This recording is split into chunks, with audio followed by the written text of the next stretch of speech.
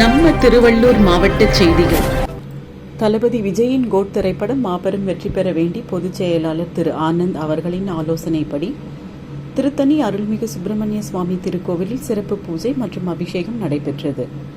அன்னதானம் பக்தர்களுக்கு மற்றும் பொதுமக்களுக்கு வழங்கப்பட்டது.